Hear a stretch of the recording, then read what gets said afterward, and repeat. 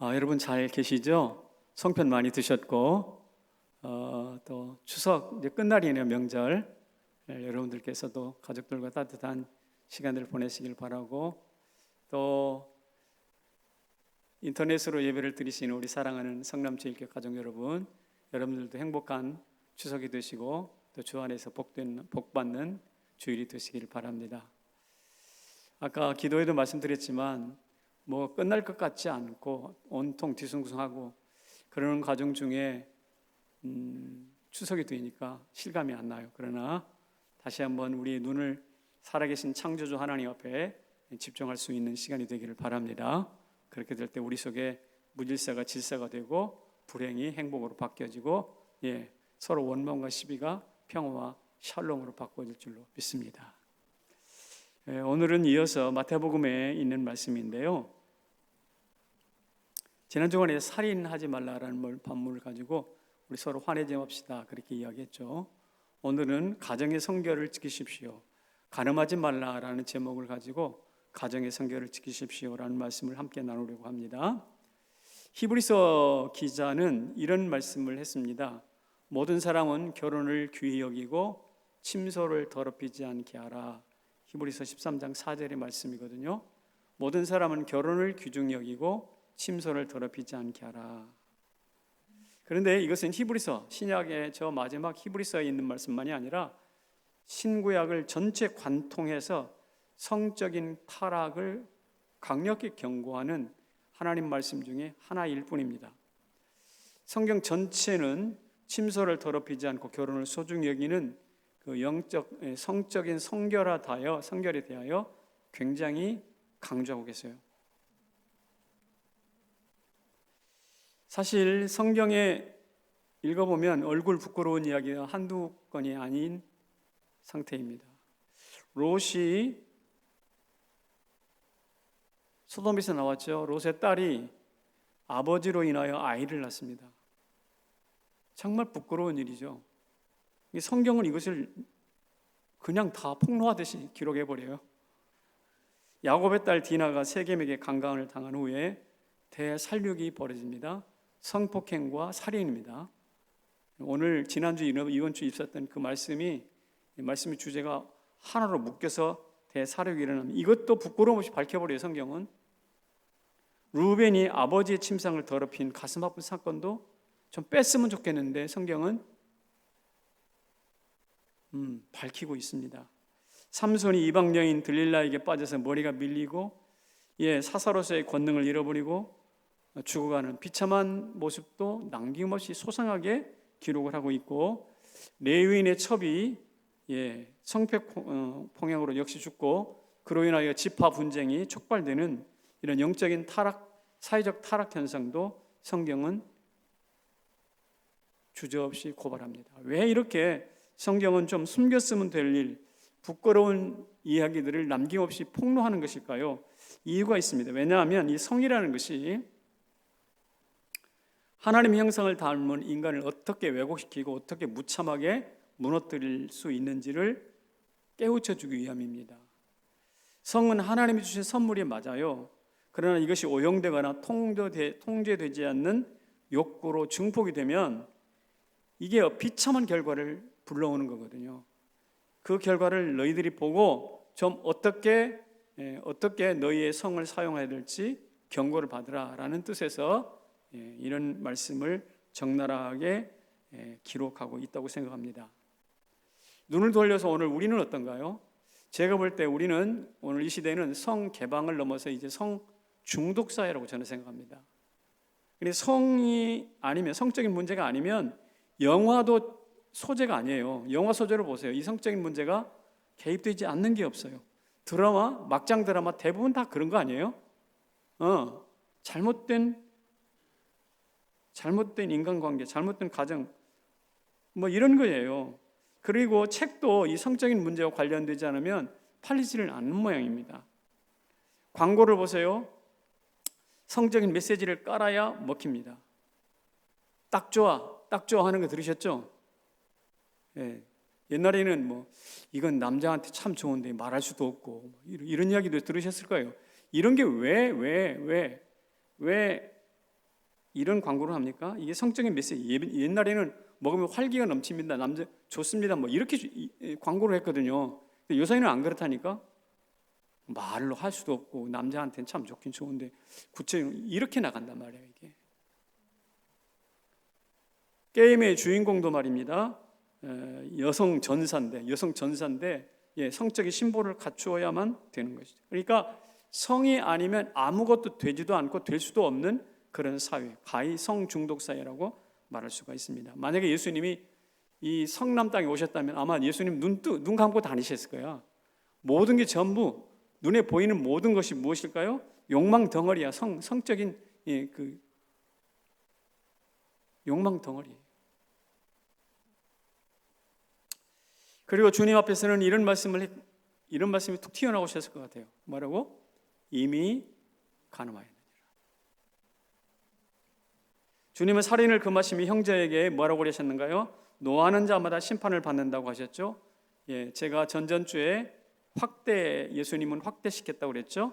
의미를 확대시켜서 해석했다고 그랬는데 그 의미를 확장하셨습니다. 죽인 자가 아니라 노한 자도 이미 심판받았다는 거죠.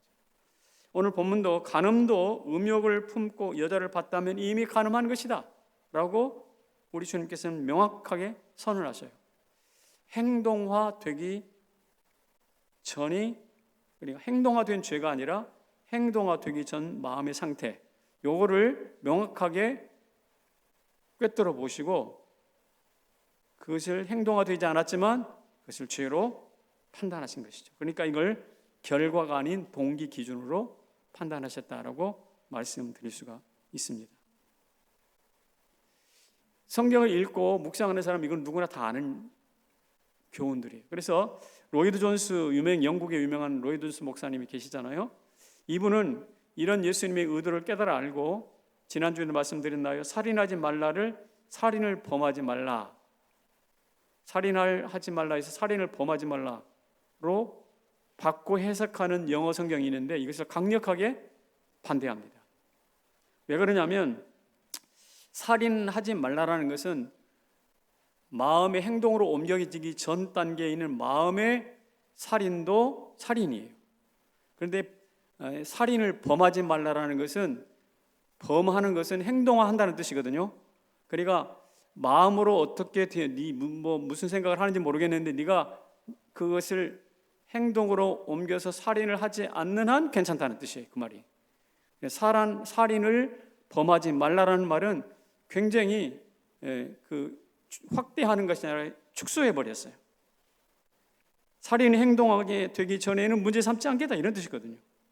죽이지만 않으면 돼. 뭐 이런 뜻이에요. 이런 해석을 누구 했는가?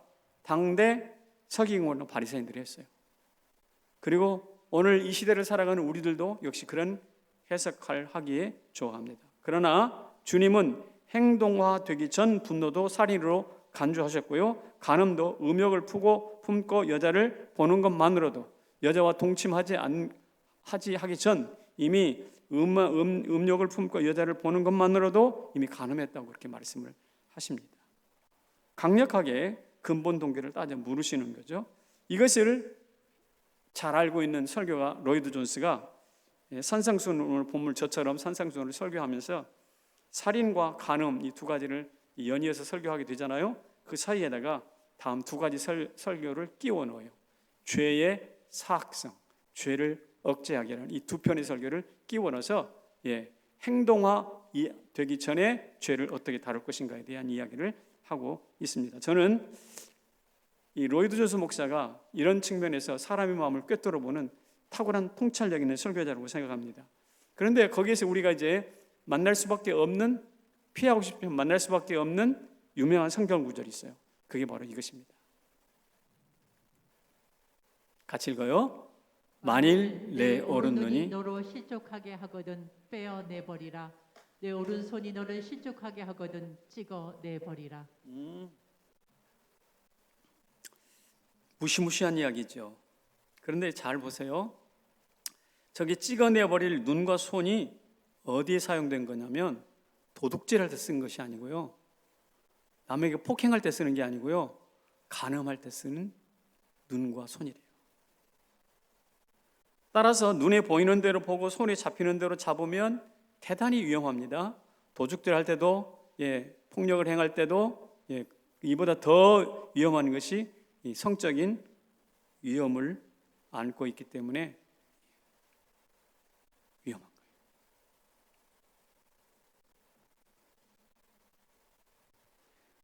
거예요. 손에는 눈이 없어요. 그러니 손이 눈만큼이나 잘 찾아간다 이 말입니다.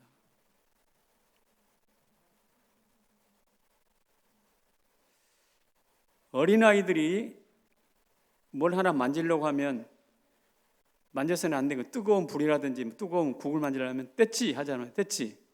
우리 아이들 키워보신 어머니들 많이 아시죠? 뗐지. 이건 안 돼. 이건 안 돼 하면서 뗐지 하는데요. 제가 가만히 생각해 봤어요. 이 뗐지라는 것이 어린아이에게만 해야 되는가? 나는 진정한 의미에서 뗐지를 해야 될 대상은 성인들이 더 많다고 생각해요. 우리는 못 볼 것 너무 많이 보잖아요.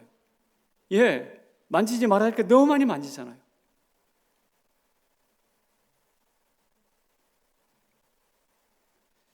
좀 우스꽝스러운 이야기지만 여러분, 우리의 영혼이 어린아이로 돌아가서 뗐지 안 돼, 뗐지 안 돼를 자주 할수록 그 사람은 성결에 가까워질 거라고 나는 생각해요.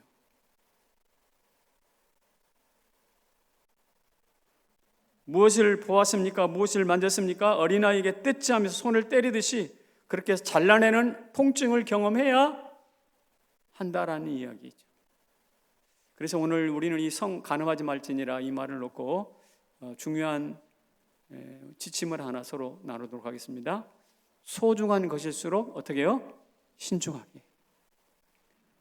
성은 본래 하나님이 인간에게 주신 축복의 도구거든요. 첫 번째는 생육하고 번성하는 도구예요. 생육하고 번성하는 도구의 성이. 두 번째로는 부부간의 사랑이 흘러가는 통로입니다. 이렇게 성은 하나님의 소중한 선물이기 때문에 하나님이 주신 질서 아래에서 신중하게 사용해야 합니다. 불과 칼처럼 잘못 쓰면 엄청난 화를 입거든요. 더군다나 이것은 사고 파는 상품도 아닙니다. 이 시대는 자본주의 사회라서 뭐든지 상품화거든요. 뭐든지 팔아먹으려고 그래요. 그런데 이것은 성은 그래서는 안 된다는 거예요.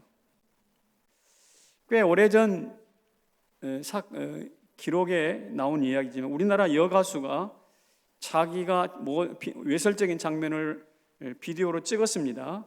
그래서 그것을 녹화해가지고 인터넷에 올렸습니다. 그리고 그것을 내려받는 비용을 2만 원씩 해서 그 당시 꽤 비싼 돈이었어요. 근데 한 며칠 후에 그 여가수가 통장에 얼마가 입금됐는지 아십니까? 40억 입금됐어요. 그러니까 며칠 사이에 그 음란한 장면을 내려받기 해보는 사람이 20만 명이라는 거예요. 이게 나중에 밝혀졌는데 사람들이 어떤 반응이었냐면 이 당사자는 물론이고 왜 이렇게 그 부끄러운 사생활을 왜 이렇게 침해하고 그러지? 그 사람의 그 부도덕함을 책망한 것이 아니라 오히려 그런 쪽으로 은근히 두둔하는 분위기들이 만들어졌거든요. 제가 볼 때 최근에 우리나라 N번방 사건 있죠. 이 N번방 사건은 이미 그때 10여 년 전에 이미 그때 씨앗이 뿌려졌어요. 지금에 와가지고 사람들이 놀라는 것 같은데 그것은 이미 보이지 않았을 뿐이지 우리 스스로 말입니다. 그것은 연극하는 거예요. 사실상 우리 이미 이전에 과거에 그런 씨앗이 뿌려졌다는 것이죠. 이처럼 우리 사회를 어디를 보아도 성을 왜곡하고 성을 욕망을 따라 사용하지 하나님의 질서로 사용하는 것을 참 보기가 어렵습니다. 얼마 전까지만 해도 부정한 성관계를 간음으로 인정했습니다. 그런데 2016년도에 간통죄가 폐지된 거 아시죠? 우리 까마득히 잊어버리고 있어요, 지금 사실은. 근데 우리나라에 공식적으로 간통죄가 폐지됐답니다. 그러니까 이것을 법정에 가져갈 수가 없게 되는 거예요. 양자가 합의하면 죄가 아니라는데 뭐. 그래서 결혼서약은 휴지 조각이 됐습니다, 이미. 그리고 양심의 가책도 사라져 버렸습니다. 그러니까 몇 년 전에 홍모라는 영화 감독하고 그 영화에 출연했던 여배우가 대놓고 애정한경을 버리고 해외로 나갔다 오고 막 그런 걸 여러분 보셨을 거예요. 그런데 여기서 한 걸음 더 나가서 말입니다. 올해 말 2020년 말에는 낙태죄가 폐지가 된다고 합니다. 낙태죄가 폐지가 된대요. 우리나라 낙태건이 약 하루에 3,000건이 넘는다고 합니다. 제가 어떤 데이터를 보니까 우리나라가 세계 인구 대비 최고래요. 최고. 세계 1위래. 자살만 그런 게 아니라 낙태, 사람 죽이는, 어린아이 죽이는 것까지도 세계 1위라 그러네요. 이 죽이는 거예요. 잘못된 성들을 또 덮어버리는 거예요. 이렇게 성이 오용되기 시작하면 전문가들은 성적인 자기결정권을 지금 인정해 주게 되고, 또 10대 청소년들 경우에는 임신 학생의 학습권을 보장해 주면 어떻게 되는가? 이 아이들이 아이를 낳아서 혹은 배가 불러서 학교에 당당하게 걸어 나오는 때가 곧 올 것이다, 그렇게 얘기해요. 성적 자기 결정권, 내가 알아서 내가 결정했다 이 말이죠. 그리고 또 하나, 내가 비록 아이를 가졌지만 왜 공부 못하냐? 너 공부하고 싶다. 그래가지고 배가 불러서 남산만에서 학교에 가방 들고 오는 아이들이 있을 수 있다는 거예요. 이런 형태로 나아갔다고요. 왜 이런 현상이 발생하게 될까요? 하나님의 소중한 선물인 성을 추잡한 욕망으로 사용했기 때문이고, 사람을 목적이 아닌 수단으로 삼았기 때문입니다. 성에 미쳐서 쾌락의 뚝을 터뜨려 버렸어요. 제가 볼 때 홍수보다 더 무서운 것은 성적인 문란이라고 생각합니다. 소돔성이 유황불에 불탔잖아요. 왜? 성 때문에.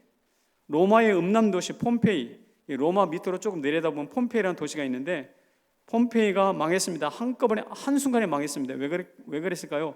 그 옆에 베수비오 화산이라는 화산이 있는데, 그 화산이 어느 날 툭 폭발해가지고 이 화산재가 막 10m 이상 쌓여가지고 도시가 어떻게 돼요? 다 화산으로 덮쳐버린 거예요. 그것을 최근에 발굴을 하는데 참 그 발굴의 내용이 나쁘고럽다고. 우리는 음란한 사진을 이것을 숨겨놓고 보잖아요. 근데 거기는 아예 벽에다가 붙여놔서 벽에다 그림을 그려놨다고. 온 도시가 그래요. 이게 폼페이예요. 이러니 망하지 않겠느냐 이 말입니다. 또 다른 소돔인 것이죠. 우리도 기억하십시다. 이렇게 우리가 고삐 풀린 망아지처럼 마음대로 성을 남용하고 이렇게 무질서하게 나가게 될 때 우리도 언젠가 이런 위기를 경험하게 될 것이라는 사실이에요. 그래서 이런 타락을 거듭하고 있는 이때에 우리 그리스도인들은 어떻게 해야 할까? 참 고민입니다. 참 고민인데요. 먼저 이렇게 해야 한다고 생각합니다. 무엇보다 뭐라고요? 내 마음을 지키는 것이 중요합니다. 성경은 말씀하시죠. 잠언 4장 23절, 저 유명한 말씀입니다. 무릇 지킬 만한 것보다 더욱 내 마음을 지켜라. 생명의 근원이 어디에서? 이에서 남이니라. 마음 지키는 것에서 생명이 시작된다는 것이죠. 성광이나 돈을 지키는 게 아니에요. 마음 지키는 것이에요. 마음을 지키지 못하면 독특하게 그 마음 한 구석에서, 귀퉁이에서 독가스가 새어나온다. 마음을 지키지 않으면 마음 한쪽 귀퉁이에서 독가스가 새어나온대. 그래서 마가복음 7장 21절에 어떤 독가스가 나오는가 같이 읽습니다. 시작. 마음에서 나오는 것은 악한 생각, 곧 음란과 도둑질과 살인과 간음과 탐욕과 속임과 음탕과 질투와 비방과 교만과 우매함이니. 여러분 읽느라고 보셨을 텐데 저기에 나와 있는 악한 생각들이 가지수가 11가지예요. 그래서 첫 번째 나온 11가지 중에 첫 번째 나온 게 뭐예요? 음란이에요. 그리고 도둑질과 살인과 그 다음에 간음이에요. 쭉 중간 지나가는 관음 지나서 조금 음탕이 나와요. 그러니까 11가지인데 그 중에 3가지가 음란은 성에 대한 것들이에요. 자, 그러니까 이 성에 대한 요소가, 이 부패가 얼마나 우리 마음속에 깊이 뿌리 박혀 있는지를 우리가 알 수가 있잖아요. 이런 사망의 독가스를 쏟아내는 마음을 지키고 정결하게 하지 않고서는 어떻게 생명을 유지할 수 있겠습니까? 그리고 이 마음을 지키지 못하면 또 어떻게 되는가? 우리 몸과 성전이 더럽혀집니다. 고린도서 6장 18절에 이런 말씀이 있습니다. 음행하는 자는 자기 몸에 어디에? 자기 몸에 죄를 범하는 것이다. 너의 몸은 누구의 전? 성령의 전인 줄을 알지 못하느냐 그랬습니다. 그러니까 다른 죄는 남의 물건을 훔치거나 남에게 남을 폭행을 하거나 욕을 하거나 이런 것은 내 범죄 행위가 남에게 가는데, 이 음행이라는 것은 뭐냐? 범죄 행위가 자기 몸 안에 남는다는 거예요. 몸 안에 자국이 남는다는 거예요. 그것이 성병이 되기도 하고, 몸 안을 향합니다. 그 화살이. 그러니까 음란이라는 것은 자해적 범죄예요. 자해. 다른 사람을 탓하는 것은 물론이거니와 자기까지 해악하는. 여러분들이 요사이 동성애 문제가 이슈가 되어서 아시겠지만, 남자가 여자가 되고 싶어서 동성애로 이렇게 하는 어떤 한 청년 이야기를 들어본 적이 있는데요. 남자가 여자가 되고 싶어가지고 여성 호르몬제를 계속해서 투여했대요. 근데 여성 호르몬제를 투여하면 어떤 일이 나타나냐면, 몸살 앓을 때 얻어맞은 것 같잖아요. 삭신이 쑤시고 열도 나고, 이 상태가 수개월씩 가는 거예요. 이게 수개월씩 가는 거예요. 그래서 옛날에는 무거운 거 버쩍버쩍 들었잖아요. 근데 여성화 되다 보니까 잘 못 드는 거예요, 이 사람이. 여러분, 왜 이렇게 자기 몸을 학대하면서 여성이 되려 합니까? 남자가 되려 합니까? 이 하나님 질서를 무너뜨리는 거잖아요.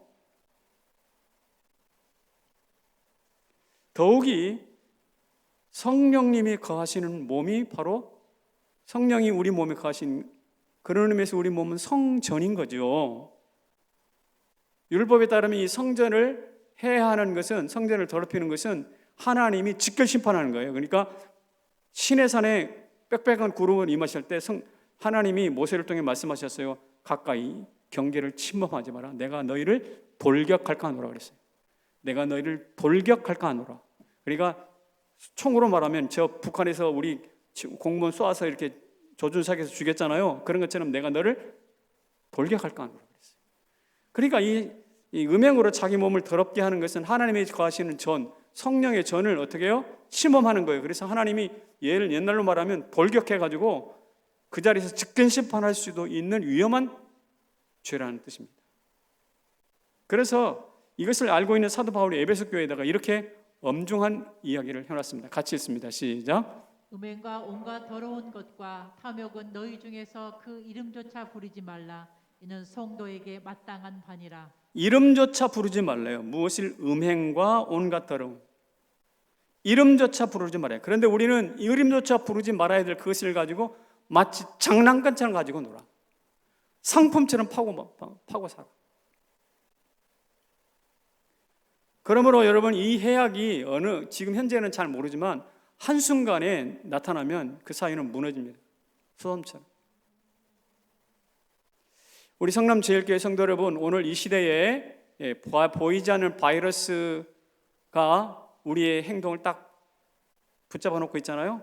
그러니까 모든 사람들이 지금 뭘 보냐면 동영상이라는 시 온라인을 통해서 소통을 합니다. 근데 온라인 안에는요, 거기에 떠다니는 정보의 상당수가 음란한 것들이라고. 그러니까 이 코로나를 피하려다가 뭘 만나는가? 음란을 만나는 거예요.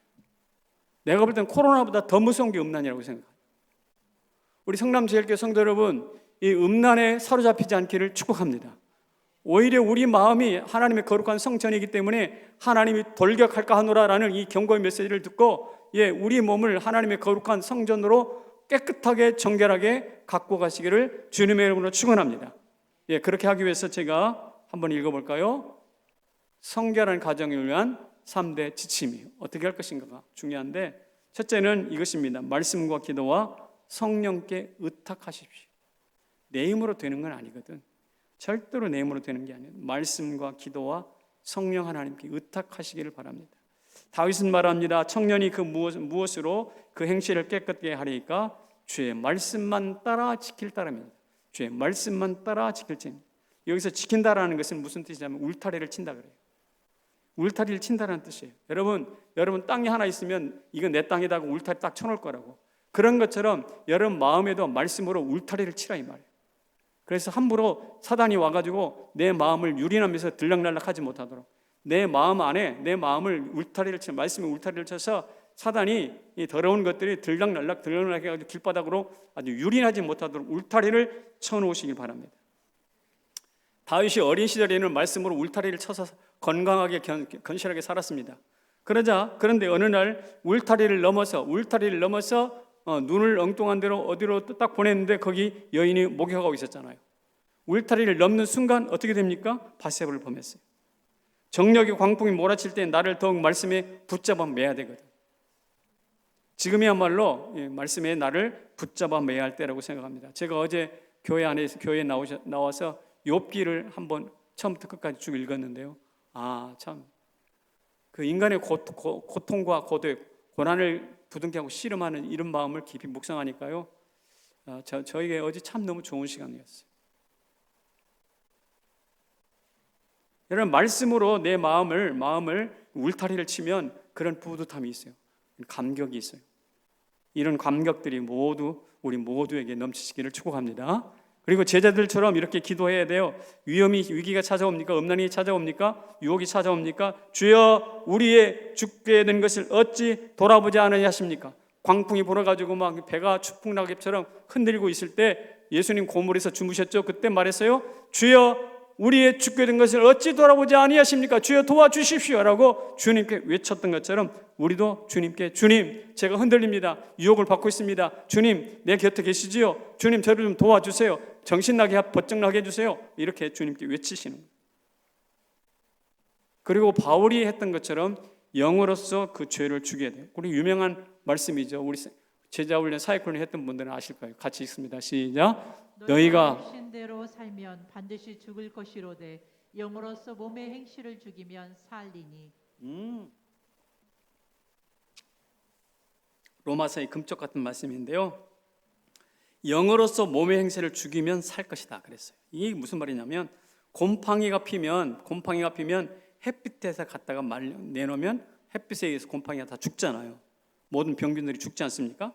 그렇듯이 우리의 음란한 생각이 마음에 들으면 우리 마음을 들고 누구에게 쫓아가는가? 하나님께 성령의 빛 아래 우리 마음을 드러내는 거예요. 하나님, 제 마음에 이런 음란이 있습니다.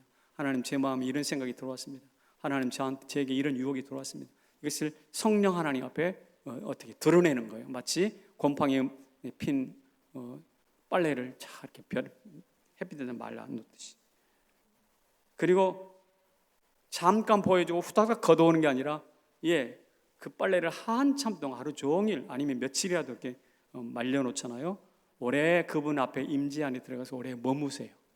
오래 머물면 처음 성적인 유혹이 많이 왔다가도 한 1시간, 2시간 지나고 나면 싹 사라져버려요. 그 임재 안에 오래 머무세요. 성령 임재 안에.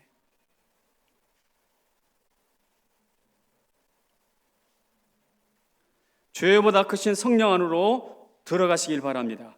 깊은 묵상과 깊은 기도를 통해서 창조 때 흑암 위에서 수면 위에 운행하셨던 그 성령 그 하나님 안으로 성령 하나님의 품 안으로 깊이 파고 들어가는 거예요. 마치 어린아이가 엄마 품에 아버지 품에 파고 들어가는 것처럼 우리가 성령의 품 안에 파고 들어가는 거예요. 하나님, 저를 좀 통치해 주시옵소서. 왜 그렇습니까? 성령은요, 우리를 지배하시는 영이기 때문에. 그래서 유다서에 보면 이런 말씀이 있어요. 무엇으로 기도하며? 성령으로 기도하며. 그랬어요. 여러분이 생각나는 말로 기도하는 것이 아니라 성령으로 기도하라 그랬어요. 왜 그럴까요? 그분은 불 같아요. 그래서 불처럼 태워버리십니다. 그는 물과 같아요. 물처럼 생수와 같이 마시기 깨끗하게 우리를 씻으세요. 그분은 바람과 같아요. 그래서 광풍과 같이 더러운 거 싹 날려버리세요. 그분은 불을 태우십니다. 물로 씻으십니다. 그리고 바람으로 날려버리십니다. 이 삼박자의 성령의 강력한 임재가 있어요. 성령 안에는. 그러므로 여러분들 사단이 찾아와서 유혹을 합니까? 이상한 생각이 듭니까? 그럴 때 어떻게 해요? 하나님께 기도하고 우리를 불쌍히 여겨 주시옵소서 기도하고 성령 하나님께 나를 드러내는 거예요. 그리고 성령 하나님께 나를 노출시키는 거예요. 그리고 그분의 임재 안에 거하는 거예요. 그럴 때 성령께서 우리 가운데 말씀 앞에 어떻게 우리 머물게 되면 바람처럼 찾아오셔서 우리를 날려버리시고 불처럼 태우셔서 악한 생각 불태워버리시고 예, 물처럼 깨끗하게 찾아오셔서 우리를 씻어내시는 거예요. 정결하게 되는 거예요. 이것은 이런 원리들은 모든 그리스도인들이 다 끊임없이 행했던 방식들이에요. 여기서 성도 여러분들도 그냥 마음 안에 이런저런 유혹이 찾아오면 이걸 어떻게 안절부절 하지 말고 이와 같이 말씀과 기도와 성령 안에 의지해서 그분 품만으로 깊이 들어가라고. 여러분, 파도가 높이칠 때는요, 파도를 높이칠 때 저 밑으로 들어가면 바다 밑에는 파도가 없대요. 이 세상에 정력의 파도가 칠 때 성령을 안에서 성령과 함께 더불어 하나님의 마음 깊은 곳에 들어가는 거예요. 거기는 평화가 샬롬이 있어. 두 번째는요, 이것입니다. 죄의 자리를 뭐 해라? 피하라는 거예요. 굉장히 실제적인 이야기를 하고 있는 것입니다. 음란을 이기려면 정멸되기보다는 피하는 게 상책인 것 같아요. 요셉에게 보디발의 아내의 유혹은 거부 불가능한 명령이었죠. 상전이 하는 명령인데, 하지만 그는 어떻게 해요? 도망쳤어요. 여기가 좁사오니 주여 뜻대로 하옵소서. 옛날 우스갯소리가 있잖아요. 양옆에 어떤 아름다운 여성이 앉았어요. 양옆에 이쪽으로 갔어요. 차가 차를 타고 가는데 좌회전을 합니다. 차가 이쪽으로 가요. 그때 뭐라고 그러죠? 이쪽으로 가요. 뭐라고 그래요? 주여 여기가 좁사오니 주여 뜻대로 하옵소서 하고요. 주여 뜻대로 하옵소서. 속내들이 우스꽝스러운 이야기잖아요, 사실은. 그때 어떻게 되면 그 자리를 벌떡 일어나서 저 다른 자리로 가는 것이죠. 이 자리를 피하는 거예요. 세상은 비웃겠죠, 요셉을. 고지식한 머저리라고. 그러나 속지 마세요. 판단은 하나님. 그 사람이 머저리가 아닌가는 누가 판단? 하나님 판단하세요. 그러니까 세상에 하는 판단에 속지 마시고요. 여러분 자리를 피하세요. 여러분, 베드로가 예수님을 부인하지 않았습니까? 부인했을 때 왜 부인했을까요? 성경 한 구절에 그 이야기가 나와 있습니다. 자, 하숙들과 함께 앉아 뭐 하더라? 함께 앉아. 그게 함께 앉아라는 말이죠. 이 함께 앉아서 예수님 어떻게 되는가? 저 사람들이 무슨 말을 하는가? 함께 앉아서 불을 쬐면서 그러고 있어요. 함께 앉아 겹불을 쬐다가 결국 예수님을 부인해버리잖아요. 세상과 함께 앉아 있지 마세요. 술자리에 꾸역꾸역 앉아 있지 마세요. 음담패설이 오고 하는 그 자리에 성도가 앉아 있을 이유가 없잖아요. 그냥 벌떡 일어나서 나오세요. 괜찮아요. 나 잠깐 좀 날 자리 좀 피할게. 아니, 나 잠깐 좀 전화 좀 받고 올게 하고 나오세요.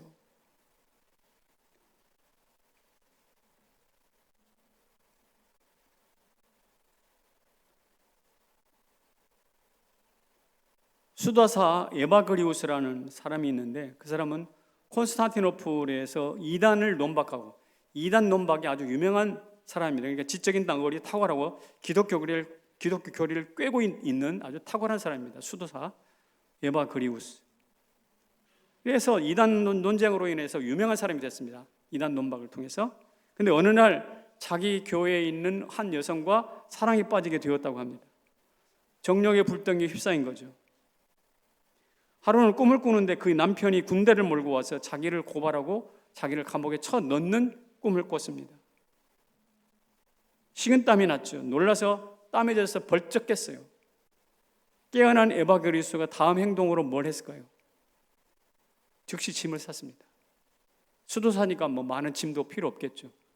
즉시 일어나서 짐을 주섬주섬 싸가지고 그 새벽에 어디로 떠나는가? 예루살렘으로 떠나버립니다. 콘스탄티노플은 지금 터키 땅으로 되어 있죠. 그리 그 지중해를 건너가지고 예루살렘을 건너가 버려요. 더 이상 그 여성이 더 이상 죄가 그 뒤를 쫓지 못했습니다. 피하는 게 지혜예요. 여기가 좁사오니 하고 자빠져 앉아 있지 말고.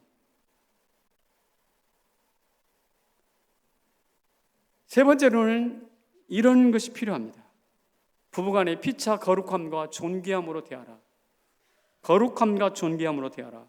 배우자를 보석처럼 소중히 여겨야 사단이 그 사이를 틈타지 못해요.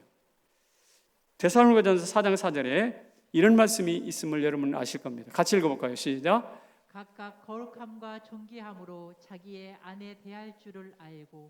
자기 아내를 무엇으로 대하라고요? 거룩함과 존귀함으로 대하라고 그랬어요. 여기서 거룩하다는 건 정결하다는 뜻이고요. 존귀라는 말은 귀중품이라는 뜻이 있어요. 존귀라는 말은 귀중품이다라는 뜻이 있거든요. 그리고 아내를 대할 줄 알아라. 아내를 대한다라고 할 때 대한다는 것은 획득한다, 얻는다 그런 뜻이 있어요. 그냥 오다 가다 이리저리 가다가 얻어 걸린 게 아니라 귀중품이라고 생각하고 정결한 귀중품이라는 것을 딱 보고 그것을 마치 밭을 팔아서 보화를 얻듯이 그렇게 획득하는 것이 바로 누군가 아내요 남편이라는 뜻입니다. 한마디로 말하면 아내를 정결한 보물을 얻듯이 획득하라라는 뜻이거든요. 이 말이. 여러분 이 말씀을 할 때는 언제냐면은 여성 인권이라는 개념 자체가 없을 때라고요. 여성 인권이라는 개념 자체가 없을 때예요. 그런데 파격적인 권면을 하고 있습니다. 당시 축첩이 허용됐어요. 많은 여인을 거느리는 것이 남자들, 호사, 권세가들의 호사였습니다. 그러므로 여자는 귀중품이 아니라 소모품이에요. 근데 이것을 단번에 뒤집어 버리잖아요. 아내를 소모품이 아니라 귀중품 보석으로 일부러 값주고 얻으라는 뜻이죠. 획득하라는 뜻이죠. 이런 존중이 우리 부부 사이에 오고 가고 있는지 한번 살펴보세요. 작은 흠이 있으면 그것을 확대해가지고 오히려 그를 깔아뭉개는 것이 오늘 우리들의 일상의 모습인데 그러지 않고 오히려 보석처럼 그를 획득하기 위해서 나의 중요한 것을 지불하는 그런 태도를 사도 바울이 말하고 있습니다. 그렇습니다. 생각해 보십시오. 성결한 가정을 위해서 세 가지 지침이었습니다. 말씀과 기도와 성령께 의탁하십시오. 그리고 나를 유혹하는 자리에 있다고 한다면 그 자리를 어떻게 하라고요? 피하십시오. 그리고 주의 자를 피하고 피차 부부간에 마치 보물단지처럼 거룩함으로 존귀함으로 대하십시오. 이렇게 말씀을 드렸습니다. 이런 삶을 조금씩 확대해내면 같이 읽어보겠습니다. 시작. 거룩하면 거대해집니다. 옛날 어른들이 젊은이들에게 좀 행동이 좀 방장하지 못했던 젊은이들에게 했던 질책이 이런 질책이 있습니다. 여자 꽁문이나 쫓아다니는 놈. 저 어릴 때도 저런 이야기 자주 들었던 것 같아요.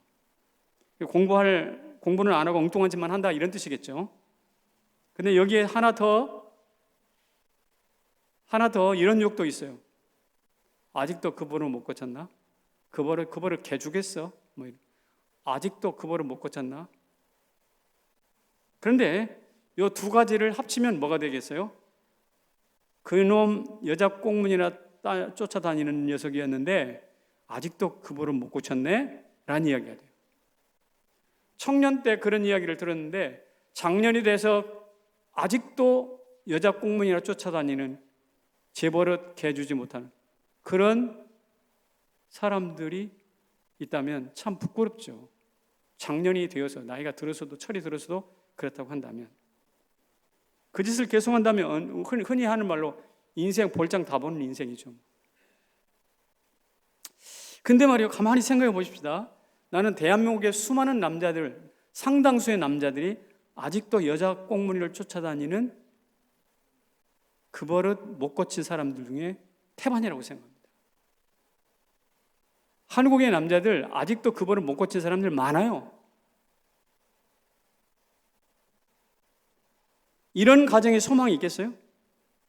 시체말로 이런 가정은 날이 갈수록 시간이 갈수록 대가 흘러갈수록 뭐가 될까요? 가정이 꼬여요. 그래서 배다른 자식들이 많아요. 그래서 난장판이 돼요. 이런 가정들이 어떻게 될까요? 개무시당하지요. 쪼그라들어요. 여러분 성적으로 난잡하면 그 가정은 확대된 숫자적으로 여기저기서 아이를 낳아서 확대가 될지 모르지만 완전 모래알 가정이 되는 거죠. 저는 살아보면서 이것을 느낍니다. 거룩합니까? 거룩을 무시합니까? 그 사람은 역시 무시당해요. 반대로 거룩을 소중히 여깁니까? 하나님이 그를 거대하게 만들어요. 크게 만들어요. 확장시켜주세요. 한국의 출산율이 낮아서 대단히 문제입니다. 세계 최하위라고 그래요. 나라가 지금 쪼그라들고 있어요. 왜 나라가 이렇게 쪼그라들고 있을까요? 이유는 여러 가지가 있겠지만 그 이유 중에 하나가 무엇입니까? 불륜입니다. 재정적 위기로 깨지는 부분은 별로 없지만 대신 불륜이 이혼의 중심에 떠올랐거든요. 사실 그렇지 않아도 출산율이 세계 최하위인데 불륜, 매춘, 동성애가 판을 치면 출산율이 높아지겠어요? 낮아지겠어요? 낮아진다고요. 낮아져. 그런 가정에서 순결한 자녀가 나오지 않습니다. 가정이 성결해야 자녀들도 순결해지거든요. 따라서 무엇보다도 마음을 지켰듯이 부부의 성결도 지키셔야 합니다. 그래야 하나님이 성결한 자녀를 우리에게 주실 줄로 믿습니다. 이스라엘 전승에 소돔 성의 어느 노인이 성문에 서서 음란하면 망합니다. 음란하면 이 성은 망합니다. 여러분이 회개하십시오 라고 소리소리 외치는 거예요. 그런데 지나간 사람이 아무도 듣지 않아요. 그래 묻습니다. 노인께. 왜 듣지도 않는 소리를 그렇게 외쳐대시는 겁니까? 그랬더니 노인이 하는 말이요. 뭐라고 그랬는데요? 이렇게 외치는 나 하나는 듣고 있지 않소? 이렇게 외치는 나 하나는 듣고 있지 않소? 이 노인이 정말 그렇게 외치고 있는 속내가 뭐냐면 자기 자신을 이 세상의 음란의 문화로부터 지켜나기 위해서 그런 1인 시위하듯이 그렇게 하고 있는 것이다. 그런데 우리는 어떠냐고요? 우리는 소돔보다 더 음란한 시대를 살고 있습니다. 그런데 우리는 외치지도 않아요. 노인처럼. 아니 오히려 세상의 소리를 귀를 기울여요. 함께 앉아 겹불전은 베드로와 똑같아요. 결과가 어떻게 될까요? 망하는 거죠. 부인하는 거죠. 쪼그라드는 거죠.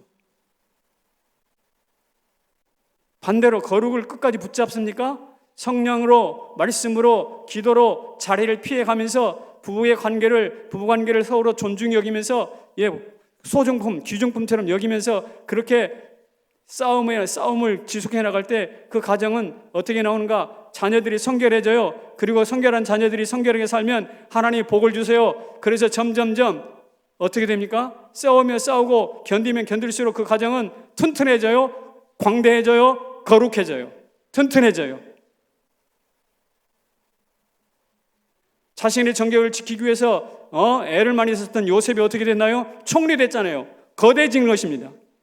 다윗이 어떻게 됐나요? 다윗이 역시 정결해진 삶을 살았을 때 어떻게 됐습니까? 왕이 됐습니다. 다니엘이 자기 자신을 이방의 음식물로 더럽히지 않기 위해서 애를 많이 썼지요? 거룩을 살았어요? 어떻게 됐나요? 총리 됐어요. 성경이 우리 가운데 가르쳐 주는 게 무엇이냐? 거룩해라. 그러면 거대해질 것이다. 이 원리를 우리 모든 성남 제1교회, 이 암흑의 시대를 살아가고 음란의 시대를 살아가는 모든 성남 제1교회의 가정마다 이 말씀을 살아내시기를 축복합니다. 그렇게 될 때 우리 다음 세대가 더 성결하고 우리 다음 세대보다 그 다음 세대가 더욱더 거대해질 줄로 믿습니다. 믿으십니까? 예. 자, 결론입니다. 솔로몬의 고백을 기억하십시오. 성경에 이런 말씀이 있습니다. 내 신부는 잠근 동산이며 덮은 우물이요 봉한 샘이로다. 내게서 나는 것은 석류나무와 각종 아름다운 과수와 몰약과 침향과 모든 귀한 향품이요. 잠근 동산, 덮은 우물, 봉한 샘. 거기서 무엇이 나온다고요? 석류가 나와요. 각종 아름다운 과수가 나와요. 몰약과 침향과 모든 향품이 나와요. 제가 중간에 좀 생략했는데 여러분 가정의 성결을 지키면 저 모든 것을 주셔요. 저 모든 것을 주셔요. 누구를 통해서? 아내를 통해서. 아내를 통해서. 그렇다면 그 아내를 통해서 여러분들 거부가 될 것이 거대해질 거예요. 지평이 넓어질 거예요. 그런 삶을 살아갈 수 있기를 주님의 이름으로 축원합니다. 우리 같이 좀 자리에 일어나셨어요.